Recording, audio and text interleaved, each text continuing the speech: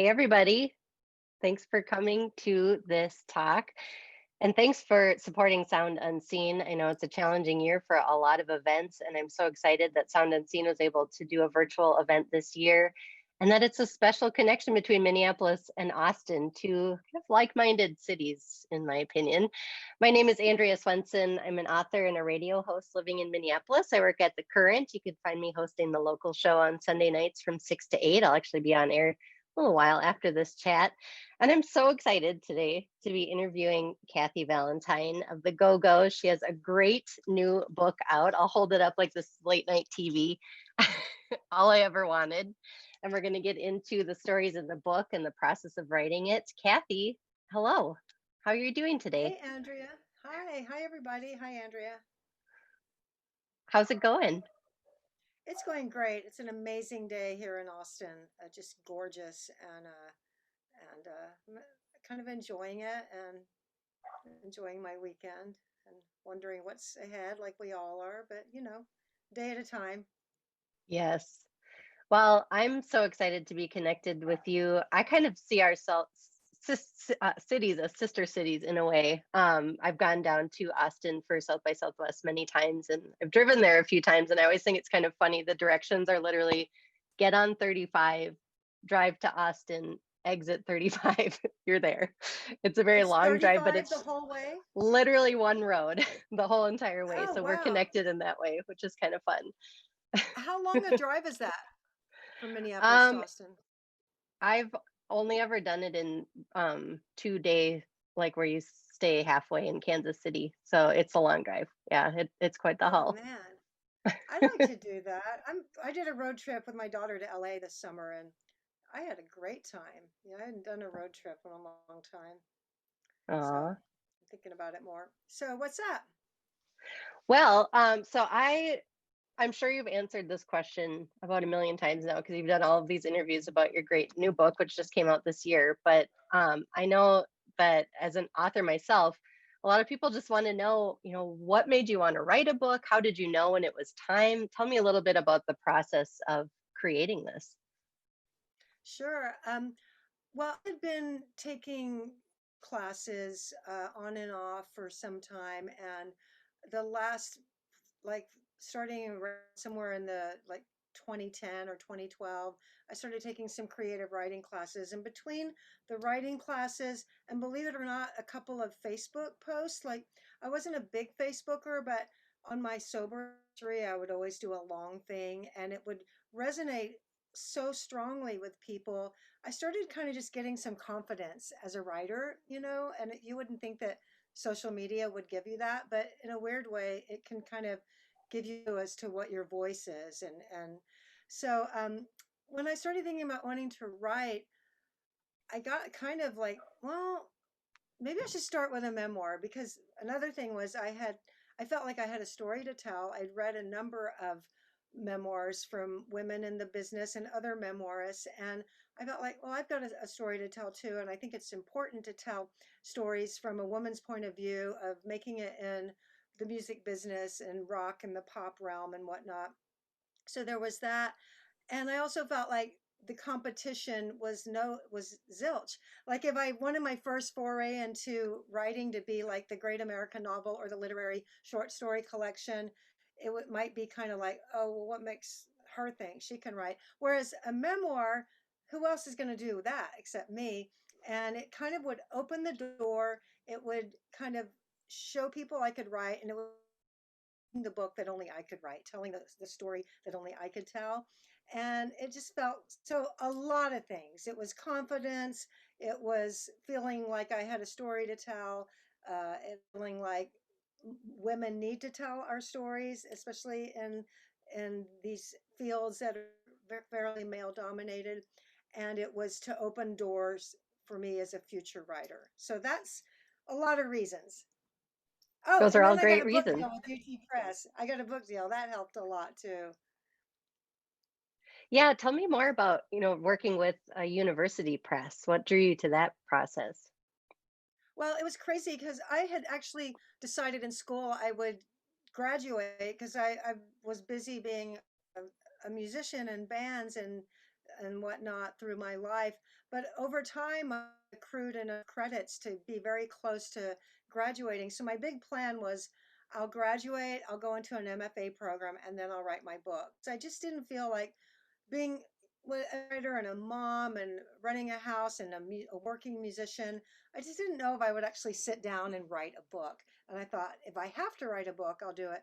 But then I was doing this actual Texas Book Festival panel with Jessica Hopper Oh, as a panel moderator, and somebody from UT Press, Gianna Lamort, saw me there, and she started thinking, and she approached me, and I realized after our first meeting, I was like, wait, do I have a book deal? And the answer was yes, and I loved working with them because they wanted my story. They wanted it to be my story the way I wanted to tell it. And I had talked before to like an agent that had said, oh, no one's going to let you write a book unless it's a big juicy, dirty tell all. And I'm like, well, that's not the book I want to write. So I would have not written a book if that was the kind of deal I had to do to make it. And UT Press wasn't that. They wanted me to write the book I wanted to write, and they were excited about my story. And so I loved working with them. I mean, that's my only experience is working with an academic press. So I don't know what it would be like to have some big but they've been fantastic. I mean, I even said to them, "Hey, let's do another one," and we'll see. good, good. So Yeah. tell me about kind of deciding on the timeline for the book, because I've read a lot of music memoirs, and some of them include a person's whole life. Some of them really just focus in on, here's my story of my time in this band. But you really go into depth about your childhood and your upbringing and some very traumatic events that you had as a young person before you even found music. What made you decide to include those stories as well? I felt like it was really important. For one thing, I wanted a literary memoir. I really wanted that. My favorite books are, Mary Carr, like serial memoirists, and so I went into it with the thought in mind that I wouldn't tell my whole story. It wasn't an autobiography. It was a slice of life, and I also like very conventional story arcs. A protagonist that starts in one and ends a changed person with a series of obstacles and challenges and gains and loss and dealing with the inner and the external worlds of challenge and adversarial conditions. So I was following a certain structure, but when I really saw the story arc was when I did an outline, and I have to say I was dead against doing an outline, but that was the one condition you press wanted, was like, give us an outline. And I like really was like, no, I don't do it. That's not how I work. And but that's what I had to do. And I spent weeks on this freaking outline, and it turned out to be the best thing I'd ever done. And I pretty much use that for. I'm still trying to write short stories and things, and I will sit down and do little sketchy outlines for fiction even now. So wait, what was the question? I get so lost in my blathering.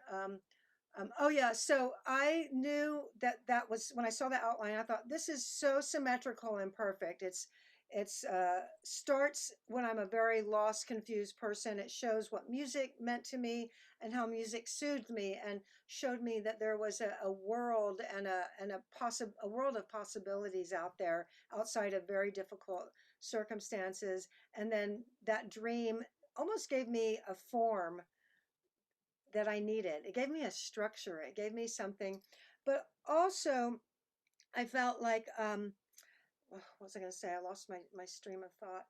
Um, oh well, I don't want to just sit here and try to remember. It's okay. But there was one other thing I was going to say that was fairly significant. Come back to me about that format. Oh, yes, the context. I felt like my reader was not going to understand how important this band was to me and how devastating it was to lose it unless they knew where I came from and knew why it was important. And the title kind of tells it all I ever wanted. But why was that all I wanted? It was because I longed to belong, to be a part of a family, to do something extraordinary, to be part of a sisterhood. There was so much of that and in that came from those things that happened as an adolescent that were so painful and were also at the root of my, part of my big change and metamorphosis is that I get sober.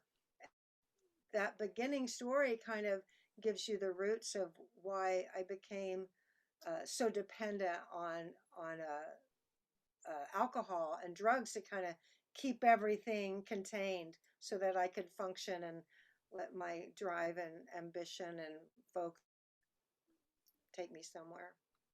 Yeah. Sorry, I tend to go on and on. I No, apologize. that's great. And it really lines up exactly with what I wanted to ask you next, which is there's such a feeling of you coming into a new sense of alignment when you do discover live music and get into the Austin music scene and start going out and really observing artists and imagining, the artists that you wanted to become.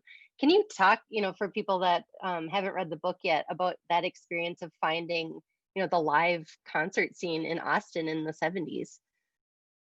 Yeah, probably a lot like Minneapolis. The Austin scene was so prevalent, so a part of being a resident of the city. It was everywhere, and it's still that way. I mean, when I moved back from LA to Austin, I was so surprised how I could go see a band and see like school teacher types. There's like no, you could be a hipster and you can be a housewife and you can be a school teacher and you can be a truck driver. There's just like it's really music, not about a scene. I don't want to say it's not about a scene, but it's not about like exclusivity or um, genre, like a genre means, oh, you're this type, you like that type of music. So that's how it was in the 70s too. It was very, I mean, sometimes I really think, I don't even know if I would have been a musician if I hadn't been around that kind of scene. Um, it was just so everywhere. And there was something very special culturally about that blurring and blending of uh, rock music with country music. When it's hard to describe what that was like, but there was something magical with the cosmic cowboy thing because you're coming out of like hippies and like like more traditional 60s country music, overproduced kind of stuff, the kind of schmaltzy, lots of strings and stuff. And yet then it gets this kind of raw outlaw approach, like and all the Texas troubadours. And it was just really kind of a cool thing to be around. And all the blues, tons of blues. I write in the book about, I walk in to a club, I'm 16 and the Fabulous Thunderbirds are playing, and I'm just blown away because I don't want to just be in a band. I didn't become a musician to be in, and I don't mean to beat up on Asia, but I keep using that example just maybe because of the name. But I don't want to be in just any old band. I want to be in a freaking cool band, a really cool band. So when I saw the Thunderbirds, I was just like, yeah, I want to be like that. And maybe not exact, but as cool as that.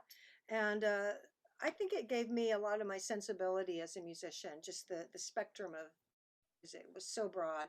And I was going to clubs from the age of even before 16, because my mom, she was a very a free spirit, bohemian, counterculture, like the rules don't apply, mom, single mom, student. So she had a friend that worked at the Army headquarters, which was the premier place in the 70s and I guess the 80s after I left too. And the Armadillo was amazing. And we had like, I had free access because she had a friend working there. And that meant I could just roll up anytime as a teenager and get in. And it could be anyone from Captain Beefheart, Frank Zappa, to Ray Charles, to the Ramones, to, you know, it was just every night was a different kind of concert. A lot of exposure, a lot of um, a lot of passion. Just seeing that passion, that really, you're like you use the perfect word with align. I did feel very aligned in the era and the place and the goals and the drive that I felt. Yeah. There's a really great quote that stuck out to me from that period of your life where you're talking about observing the fabulous Thunderbirds. And you said, I didn't want to fuck Jimmy Vaughn. I wanted to be him, which I appreciated. Did you feel like that was unusual for other people that you were running into in the scene, that it seemed like you were so serious about it already that you just kind of knew that this was something that you were going to do? I felt very driven, and it was kind of, I seem to have a history of taking bad stuff and get into a positive.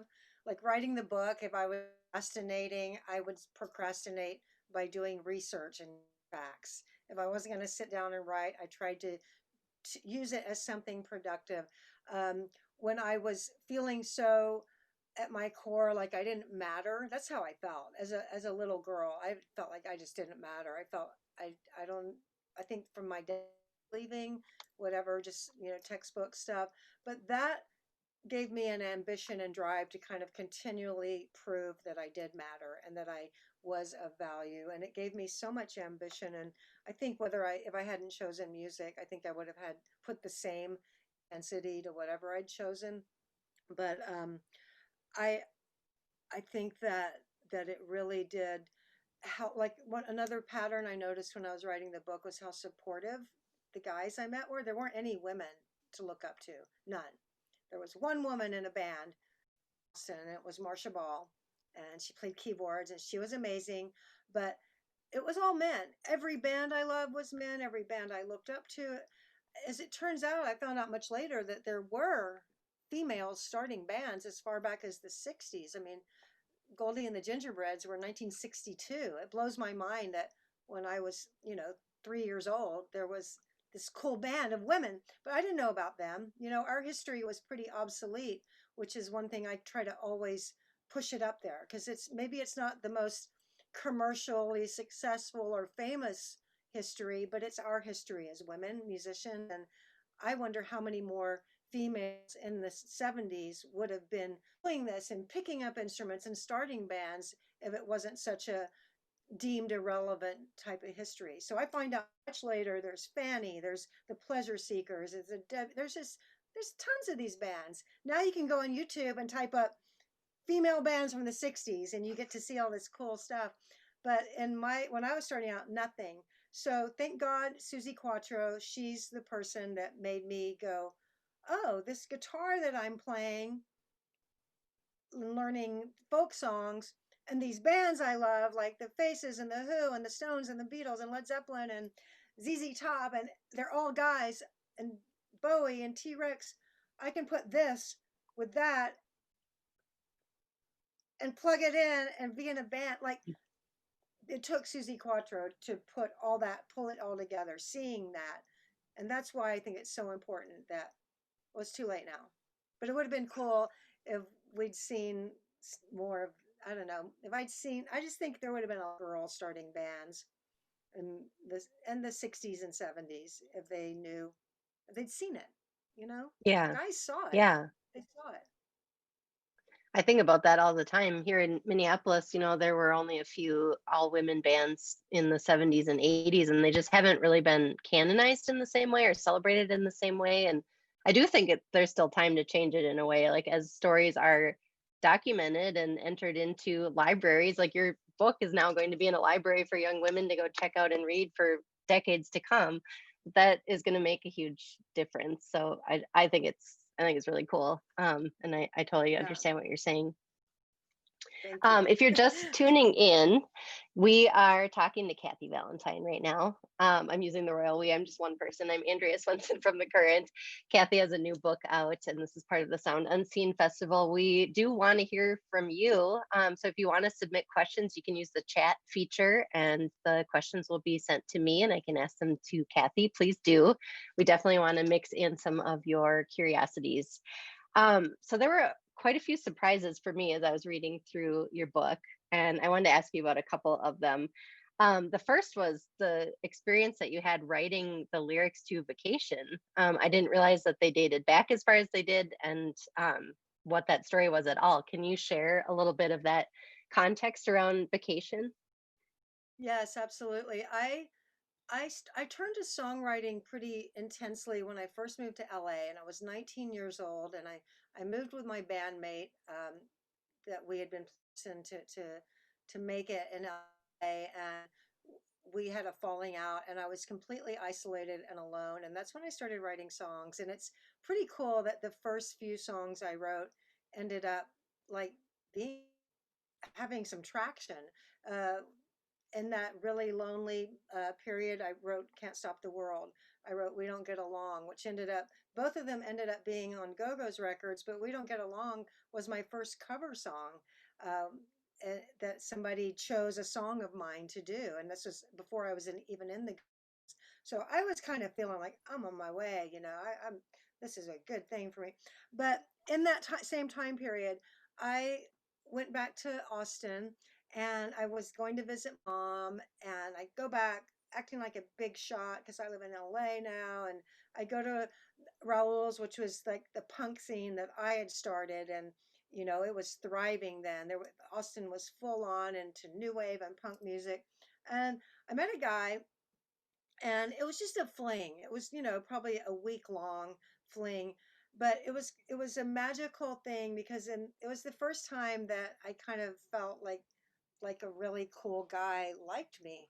I just wasn't been that it's not like I didn't fool around and stuff, but I was so focused on music. I didn't have boyfriends. I don't think I had a boyfriend until I started making Beauty and the Beat with the Go-Go's. Plus in the 70s, sorry kids, we just had like lots of sex and then didn't always end up in a like boyfriend thing. But anyway, getting off track there. So I'm on the airplane and started writing on little airplane napkins the lyrics to Vacation. And as soon as I got home, I picked up my guitar and I knew how I wanted it to sound, and I wrote the music to it. And the band I started in LA was the Textones, the first band, and we recorded it. We recorded it for an English indie label called Chiswick Records, and and then I left the band, and then I joined the Go-Go's. The Go-Go's had been together a couple of years, had a fabulous catalog of songs. When we do our first album, because thanks to Charlotte, I squeaked one song on the album, Can't Stop the World. But when it came time to do our second album, which I write about how quickly we pushed ourselves, the label pushed us, we pushed ourselves. And in fact, I think it was a mistake. But we didn't have a lot of material. We'd put most of the strongest songs on the first album, and we'd been working that album for a year. So Vacation, I had shown the band.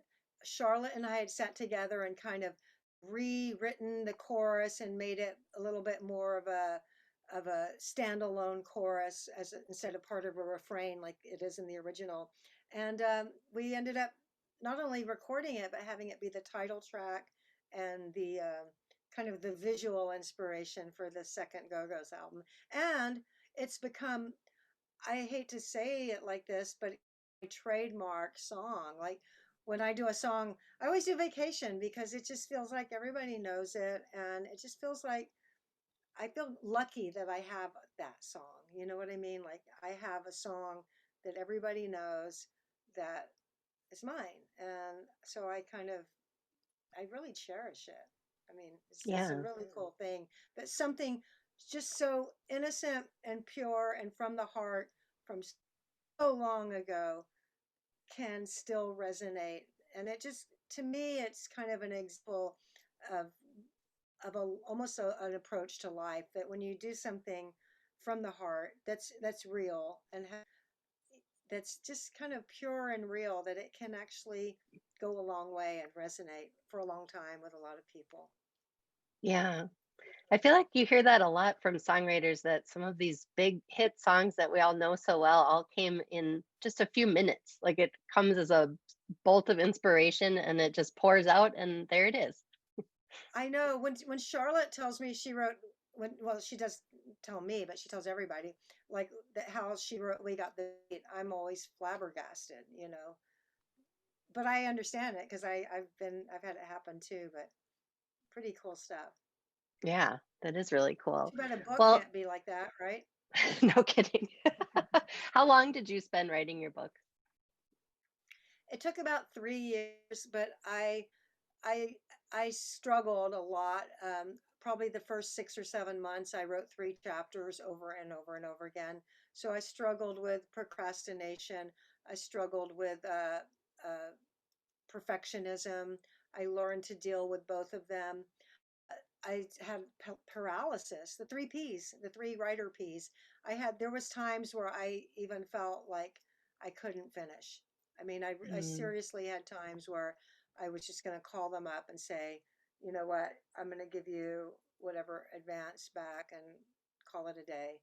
And also I had, if book, you'll see a very kind of fractured relationship with my dad, non-relationship that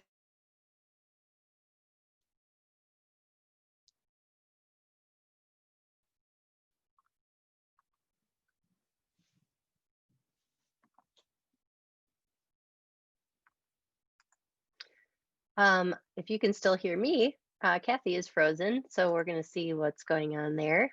I think I'm not frozen. Someone can confirm that for me. We'll just see. Okay, I am not frozen, so you can still see me. We'll just give it a second. Maybe she needs to restart Zoom, and hopefully Kathy will be back to keep talking about her great book. While we're waiting, if you have questions, now is the time to submit them, and I'll make sure to ask Kathy. And I see she's returning to us now. whoa, that was weird. She's back. I'm back. You were just talking I was gonna about, say you're frozen, and the next thing I knew was I was gone. I'm like, okay. I know it's so hard to know where the problem is. Anyway, you were just talking about the telling the story of your dad in the book, and was that one of the more difficult pieces to wrap up for you? Um, oh well, I mean, I don't really know. I mean, it was like it was an important healing part. I mean, the book I healed so much. I mean, I say it kind of in a joking way, but it's actually really true. Writing the book was the most extensive, deepest, effective, and cheapest therapy I've ever gone through. Because, I think a lot of therapy is really looking at your feelings back and not being afraid of feeling them and seeing what they are and unpacking them and trusting that you're going to get it. And that's what happened with this book, with my mom, with the Go-Go's, with my dad, with things in my past that had been a source of a lot of shame. Uh, it was pretty intense. There was time where I literally, I mean, there's times even when I read sections of the book that I start crying still, and and when I think about it too much, I get choked up and very emotional. So rather than have in a way it just validates to me and reinforces that I was honest and that I was brave and that I told the truth. And as a memoir writer, that's that's all I really strive for. And there was many times that I would look back over pages and read it and go, this is good, this is good writing, very good, but this is essay, this is, you know, this isn't memoir. Memoir is like just, ripping it out and being so honest that when I return to it, I do cry. That to me tells me I succeeded and what I wanted to succeed at, which, sometimes as an artist, that's all you have. You don't always get the accolades and the awards and the financial rewards and the recognition. But if you know that you've succeeded at what you wanted to do, it's um, it's pretty fulfilling. Yeah, that's amazing. So I'm wondering if you can talk a little bit more about this process of revisiting memories, because I know some things in our memories seem crystal clear and like they just happened yesterday, and then other things sometimes are harder to recall. And how did you bring back some of these memories? Did you have a process that you went through for that? Yeah, first of all, I didn't write about it unless I could remember it clearly. And I also had to come to terms with the fact that my clear, vivid memories might not be the same as someone else's that was right there at the same time. And that's an odd thing to really become cognizant of it. And you have to be very careful about how you write something when you have to be clear that it's your story and your memory. And I tried to make that clear in a couple of notes from the author. Um, but there's a few things I did. One of the very first things in my procrastination phase was to make these playlists year by year. Like when I'm 12 years old, what am I listening to? And I made a playlist of everything that's in the top 40 and in the FM stations and movie sound, anywhere that you might have heard music or singles I might have bought. And I made playlists 1972, 73 for each year, all the way up. And as I was writing, I would play that music because I think we all know the power of music to take us back into a place in our lives. So the music the press. I had all the press that the Go-Go's had done.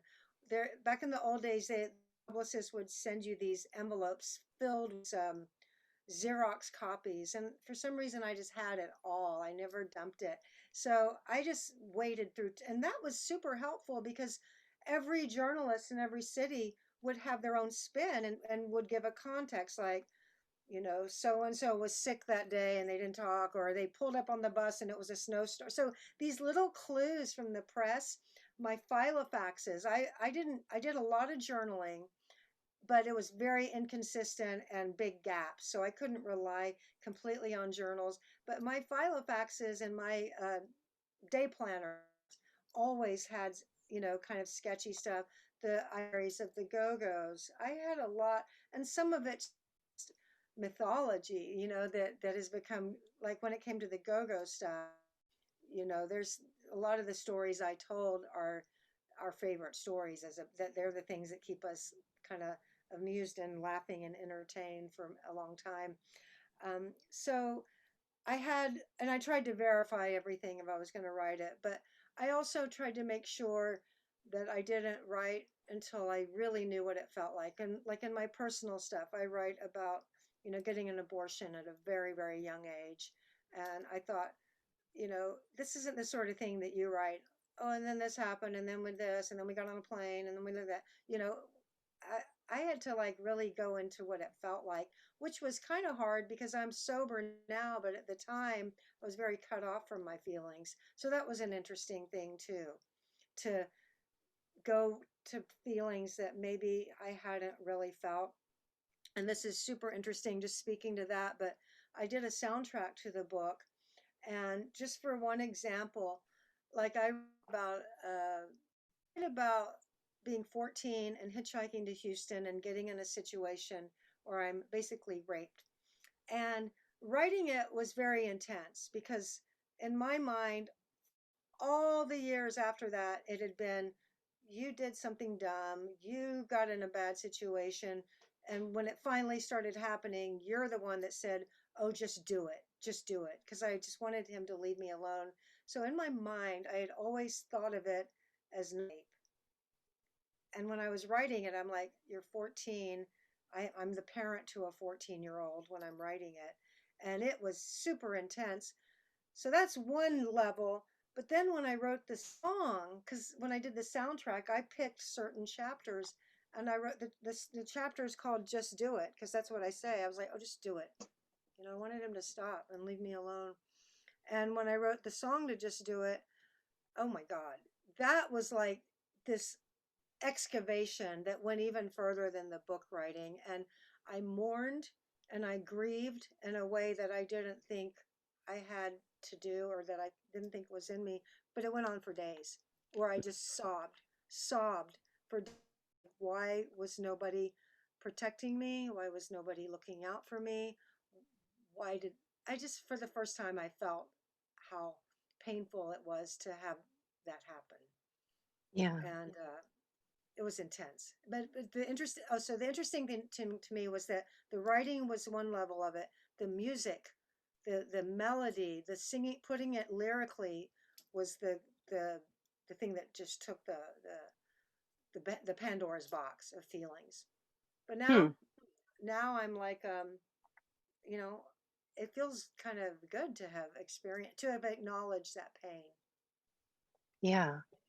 Well, I can imagine that it feels like your therapy then. I mean, you've Yeah. really unpacked so many different experiences. When did you make the soundtrack? I was just listening to that today.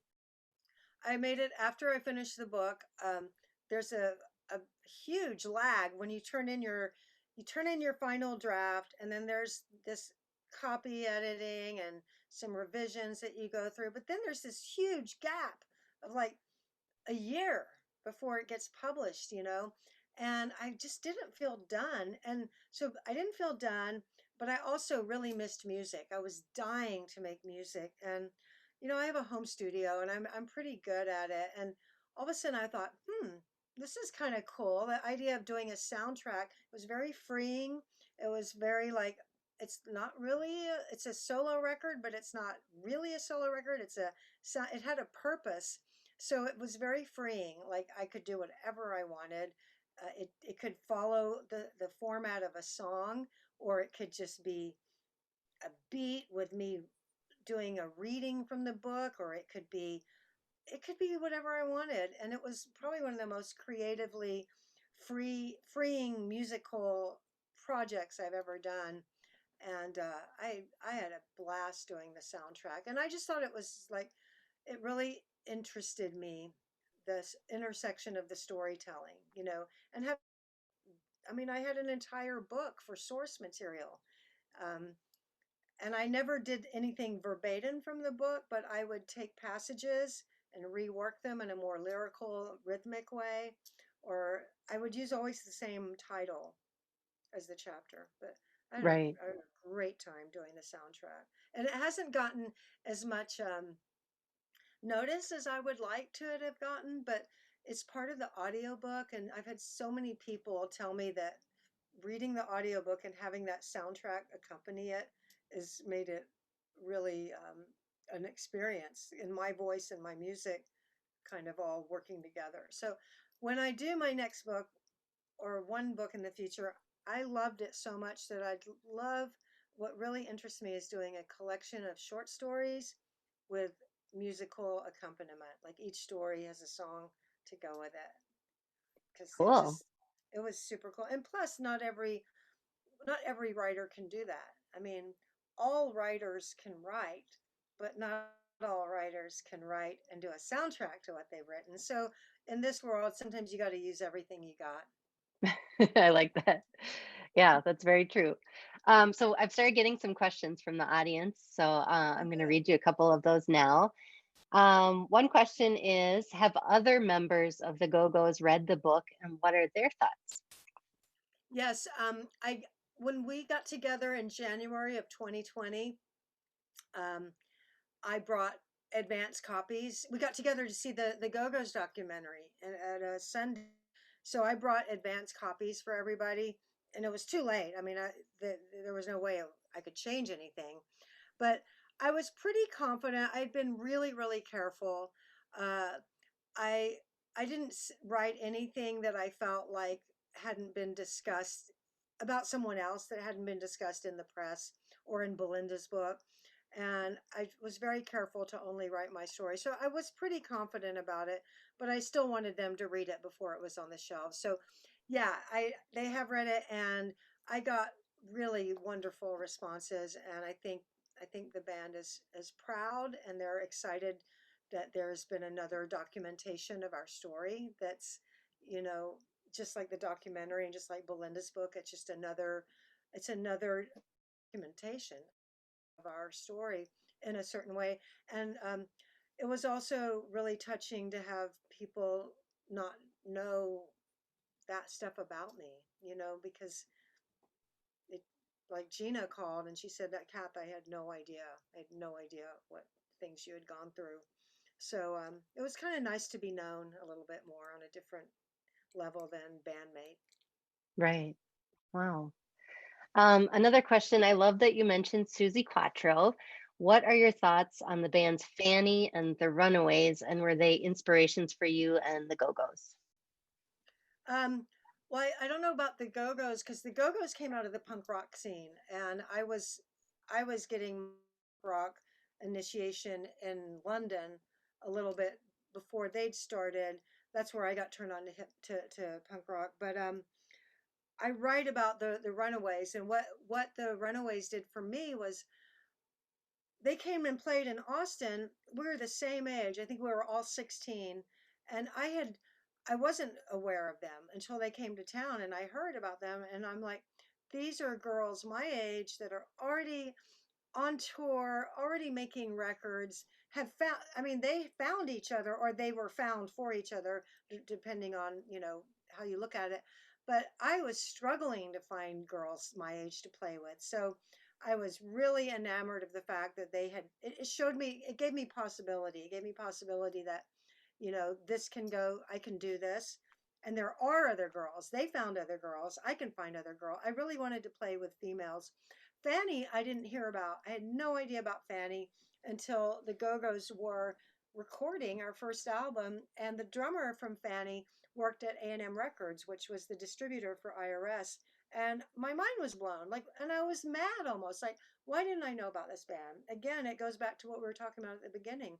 How many females would have started bands if they had, and we didn't have the internet, and Austin, we didn't even have fanzines, whatever method there was to learn about other music from other cities.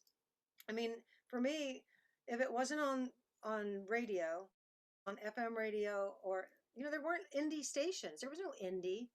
There was no indie. There was no YouTube. There was no message boards or forums. There was fanzines and the regular rock press and radio and TV. That was it. So I didn't know about them.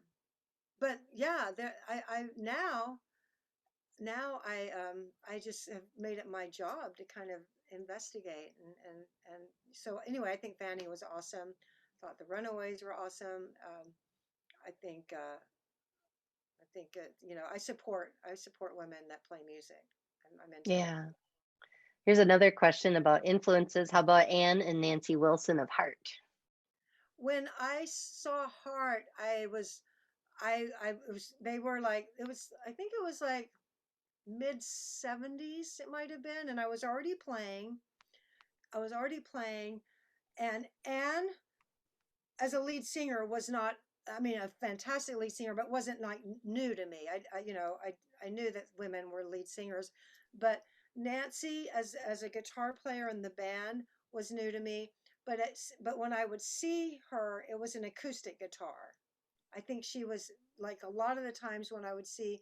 So I was really excited to see a woman playing a guitar in a band, but I would still see a guy kind of doing the solo. So again, awesome, really cool, but it wasn't quite scratching the itch of what I wanted to see, which was I want to see the girl, the females that are in that are, I don't know.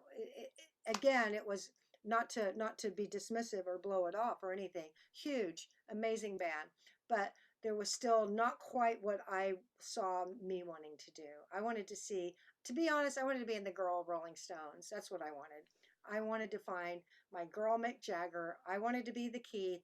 I wanted to find that band, and um, in a weird way, it kind of never went away, and I still look for it. It's like my shot's gone, but I still look for it. I still look for that band that's going to be, you know, just long term and in that pantheon of gods. Yeah. Here's another question. Sound and Scene Festival director Jim Brunzell was at Sundance for the world premiere of the documentary. Do you see a resurgence in people discovering or rediscovering the Go-Go's with the doc and your book out this year? Yes, absolutely. The documentary's been amazing and bringing the accomplishments of the band out. When the director said she wanted to focus on the band coming from the punk rock scene, I was like, well, why? Doesn't everybody know that? I thought everybody that knew the Go-Go's and knew the history, but they don't. And I've been so surprised at how many people had no idea that that's what spawned the Go-Go's. Now, for me personally, it meant that I was kind of not in the first, 35 minutes of the film because that's before I joined. Again, punk rock did a lot for me. It showed me I didn't have to play like Jimmy Page. It showed me that I could be out there like the Ramones or any band that I looked up to and just playing with good songs and energy and attitude rather than being Eric Clapton. Because when I first started playing, you had to be a player. I mean, if you wanted to make it, you had to be a player. And so the punk rock scene did a lot for me, but the Go-Go's would not have existed without the LA punk scene. So I think it's really cool. It really has brought an element of the band to that I think was missing. I think it was missing. So yeah, it's been great to get the recognition that has been kind of washed over for many years. I kind of had got used to it in a weird way, and my book, it tells part of the Go-Go story, but it's really a coming of age literary memoir. That's I mean, the Go-Go's are part of that story, but I had so many Go-Go's fans express disappointment that I didn't talk about this or talk about that or go into all the years afterwards. But that wasn't the book. I wasn't writing the history of the Go-Go's. That wasn't my book. So but Right. it's my book has been good for me. Like I have stepped out of being, you know, cool chick and cool band to being Kathy Valentine at 61. And that's kind of become part of my message that, we're often as human beings, as women, we're kind of told like you have this shelf life and then there's like this time where you do this and then you retire or you start being less relevant. And for me, it's been super cool to kind of step out of the context of a band. I mean, I've always that's all I wanted, and maybe I was scared to just be me, or maybe that's was just I was so involved in my dream of making it in a band and being in a big band that was successful of females. Maybe I was just so into that that I just couldn't ever just be me or didn't want to put my energy there. And the book, which is kind of ironic because it's all I ever wanted, but now I'm really enjoying just kind of making my music and writing my stories and talking to people as me about my life and my experience and how it relates to, what the lives and experiences of others and connecting. Because really, that's why we all write or make music, because we want to connect. And this has kind of given me the book and stuff has given me a new way to connect with people. I'm really liking it. Oh. One thing that really struck me reading the book was as you're describing, getting into the Go-Go's, and I didn't realize how quickly things happen I between you know. being in the band, and suddenly you're playing all these crazy back-to-back shows at the Whiskey, and then you're in the studio and your songs being considered for the record and all of these things. But you had this way of reflecting on it where you said you still had this kind of insecurity running under you of like, do I deserve to be here? Or am I going to get kicked out at any minute? But then to contrast that with the statement at the beginning of the book is this is a historic band. This was the first all-female band to go to #1 with their own songs that they had written and all the instruments that they'd played themselves. Have you been able through this process to maybe better internalize like the historical significance of what you did? Um, yeah, and the insecurity was part of just being young, I mean, I I was faking it and bravado from the time. I mean, I had to. I went to a different school every year. If I wasn't going to be the picked on weird kid with the weird mom with the weird everything, I had to act like I owned everything and that and it was all a act. And it took when I got into the Go-Go's, it wasn't so I never felt like I didn't belong. I mean, it did go quick, but I never felt like I didn't belong. I never felt like that I shouldn't make it. I felt very much like I should make it and we should make it. But I was insecure about many things along the way. I was insecure about how to be on a stage, like I'd never played big sold out shows. So I would kind of look at Jane and copy what she did. And when I contributed music, I was like, does it hold up? Is it as good as I was insecure about whether my songs held up? A lot of insecurity and that, but I never would have led on. And it really took years and years of sobriety and in my 30s before I started feeling confident and knowing that I'm a really musical person and a talented person, and I wasn't just lucky, and I had a lot to do with the band and how we stayed around and stuff. But as far as the band goes, I've always felt like we were hugely significant, and I've always felt like nobody could take that away. We could, the umpteenth book about women who rock could come out and put the Go-Go's as a footnote, which happened a lot. I mean, a lot of times. And, but nobody could take it away. The facts are the facts. We are and were the first all-female band to have a number one record. That's, that's a fact. And I always see but the this, but the that, but that's the fact. We were the first, and we still are the first to have that number one record. So nobody could take that away. But I think the significance that took me a while to find out was hearing from other people and other females, like what it represented. Kathleen Hanna, Veruca Salt, Courtney Love, so many women that came after us. Now, there's generations of women playing now that might not have ever heard the Go-Go's. Maybe they pick up a guitar because of Avril Lavigne or because of, but that's just all part of the chain, the torch. Uh, but the ones that came after us that were, 10, 12 years old, seeing us on top of the pop, I mean, top of the pops, on what's the TV show or MTV or American whatever. Bandstand. Oh yeah. Yeah, yeah, yeah. Or seeing us on MTV, and going, "Oh my God, that's what I want to do." I mean, that's super profound for me, and something that, and it's not just musicians. I mean, I've had people approach me on the street, not very often because I'm not that recognizable, but they'll come up and say, "Oh, you're Kathy Valentine. You're in the Go-Go's. Let me tell you what the Go-Go's did for me." And it might be a guy who was in the middle of the country who there was something about the possibility and the unlikeliness that could be likely. I don't know how to say it, but I've gotten so much just fulfillment, I guess, just satisfaction when you've changed somebody's life or played a part in changing their life. I don't know that it gets much better than that in a positive way. Yeah. Another question from a audience member here. What are you listening to in quarantine? And do you have any recommendations? Oh, I feel like my brain goes blank anytime. I feel like I should have a list of stuff. Um, okay. I listen to a lot of hip hop. I feel like I have been catching up on 40 years of hip hop. And it, I have a daughter who's 18.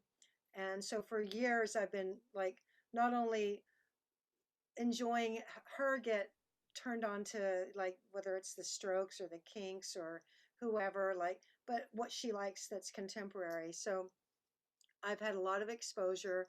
I'm in a relationship with somebody, a musician who's got a universal and Catholic knowledge of music that I've benefited from.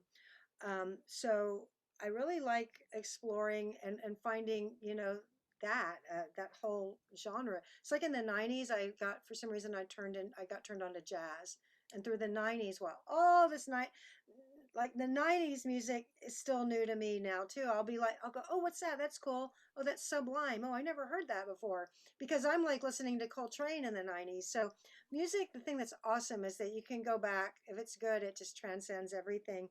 So now I love the Beaches. They're an all-female band from Toronto that really I like. I'm excited about them. And they're called the Beaches. Let's see what else. I'm trying to not blank out. Um, I've I heard a band called what's it? They're from Atlanta. Hero the band, and they're like super cool. Like they sound really 80s, but really funky. It's a wild hybrid. I'm interested in them. Uh, I could answer this question really good if I had some time to think about it. What else? What else? I'm I the don't same know. way. I host a radio show and people ask me for recommendations. I'm like, band? What's a band? I can't think of a single one. I know it's like my mind goes blank, and then like after the interview, I'll be like, "Oh, why didn't I talk about this? Why didn't I talk about that?" I really should make a list of stuff and just go and just read off it. Recommendations. I don't know. I don't know. And I I mean, I think we all always loved the music that we loved when we were a teenager. You know, I mean, I'm a big fan of classic rock, and it just never goes away. Um, Gosh, I'm sorry. I'm sorry. I'm not giving you guys any really hot takes on anything. It's all good. Well, we're almost out of time, so I think we might wrap up if I don't get another question here in the next few moments. But I do want to just tell everybody again to be sure to check out this book. It's so beautifully written. And I just wanted to echo back something you said earlier, Kathy, that I really feel like you appreciate the importance of this band to you and the importance that it had in your life and what this music means to you when you know your own personal story and your journey. And I just thank you for being so candid and open and honest about it. It's really just a touching book. So thank you so much for that. Oh, thank you for recognizing that and saying that. It feels really good to hear, and I don't get tired of hearing it. So thank you. Well, it's an inspiration. And I found myself making my own little playlist to go along with it with all the artists that you mentioned along your way. It's a pretty great soundtrack too to go along with the book. You know, other people told me that because I mentioned that, you know, music is a big part of this book. Not only me playing music and me discovering music and me writing music, but the music that, you know, just like took me back. And so many people told me that listening to what I'm, you know, whether it's, you know, Maggie May or you know, Brown Sugar or whatever, the soundtrack is pretty cool. I think I need to make a playlist, not only the playlist that I listened to that took me back in the writing, but a playlist of the music I refer to would be pretty Yes. cool. I need to do that. An all I ever wanted playlist. Yes, and it's so cool with technology. Like I could pull up Susie Quattro on Top of the Pops and watch along with you, kind of as you're explaining it. You know, it's just so cool to be able to share those moments. Oh, I love that. Yes. Yeah, it's like very immersive, interactive almost. Yeah, definitely.